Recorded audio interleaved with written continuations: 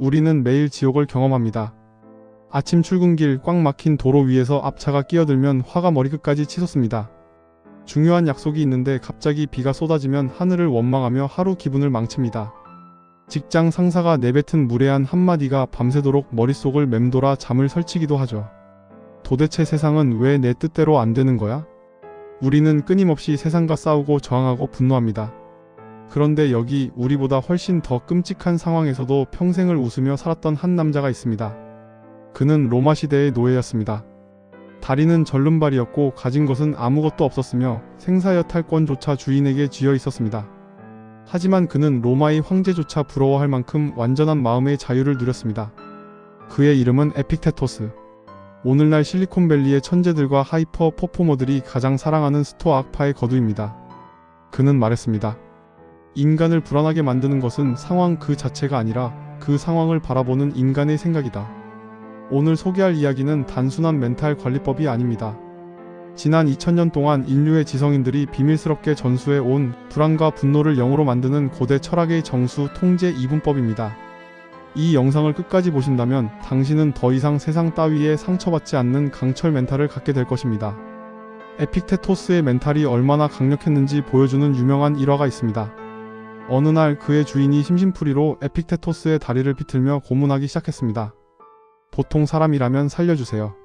라고 비명을 지르거나 울며 불며 빌었을 겁니다.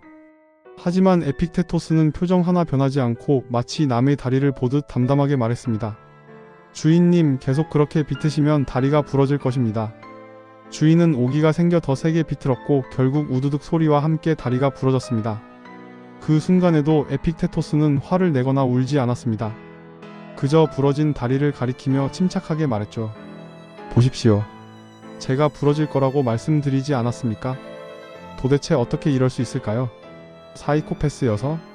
감정이 없어서? 아닙니다. 그는 세상 만물을 딱 두 가지로 나누는 분류의 천재였기 때문입니다.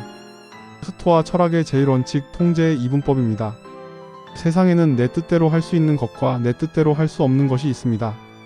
에픽테토스에게 다리는 무엇이었을까요? 그것은 자신의 소유가 아니었습니다.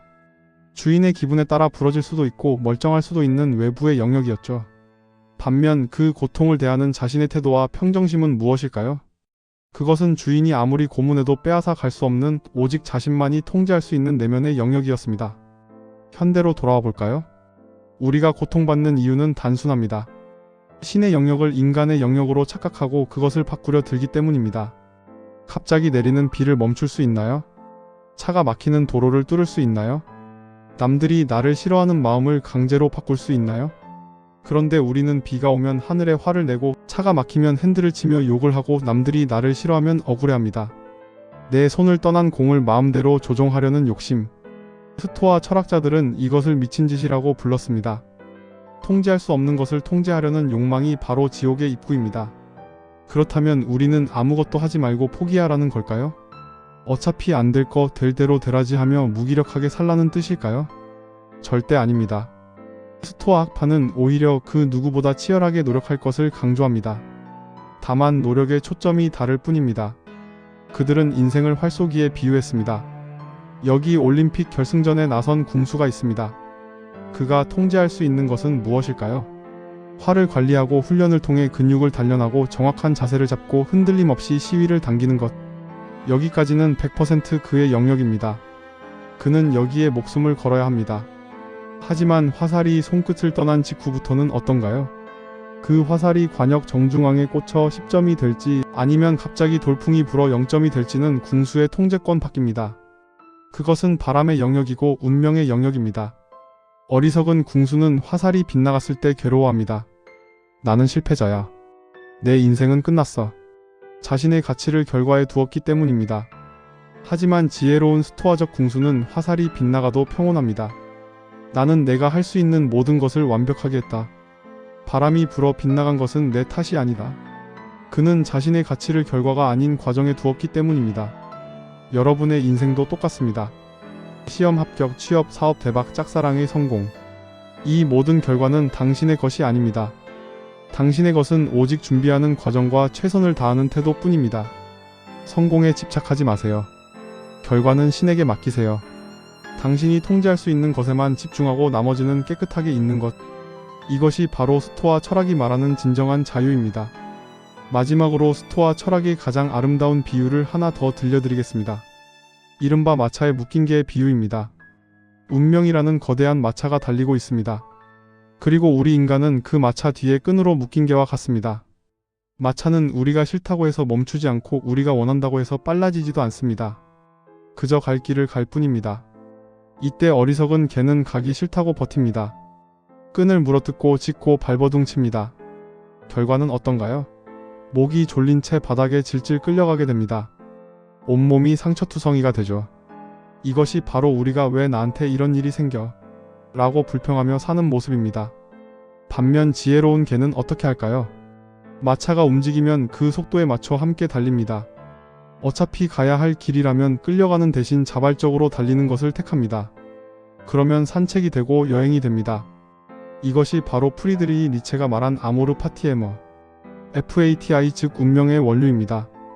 나에게 벌어진 일들을 단순히 견디는 것을 넘어 그것을 기꺼이 받아들이고 사랑하는 태도. 교통체증이 생겼나요? 아 짜증나 대신 오 마침 노래 한 곡 더 들을 시간이 생겼네. 운명이 나에게 휴식을 주는구나라고 생각하세요. 나쁜 일이 생겼나요? 왜 나한테? 그 대신 이 시련이 나를 얼마나 더 단단하게 만들까? 라고 받아들이세요. 현실을 바꿀 수 없다면 현실을 대하는 나의 눈을 바꾸면 됩니다. 그 순간 지옥 같던 현실은 나를 위한 성장의 무대로 바뀝니다. 세상은 원래 불공평하고 내 뜻대로 되지 않는 일투성이입니다. 앞으로도 그럴 겁니다. 하지만 이제 당신은 비밀 무기를 가졌습니다. 짜증나는 일이 생길 때마다 마음속으로 이 주문을 외우세요. 이것은 내가 통제할 수 있는 일인가? 만약 통제할 수 있는 일이라면 즉시 움직여 바꾸세요. 하지만 날씨, 남의 마음, 이미 벌어진 과거와 같이 통제할 수 없는 일이라면? 과감하게 신경 끄세요. 그리고 웃으세요. 당신의 평온함은 외부 상황에 달려있는 것이 아니라 오직 당신의 선택에 달려있습니다. 오늘 스토아 철학의 지혜가 여러분의 복잡한 머릿속을 시원하게 비워드렸기를 바랍니다. 영상이 도움이 되셨다면 구독과 좋아요 부탁드립니다. 다음 시간에는 열심히 하는 것보다 더 중요한 것, 잘 포기하는 기술에 대해 이야기하겠습니다. 감사합니다.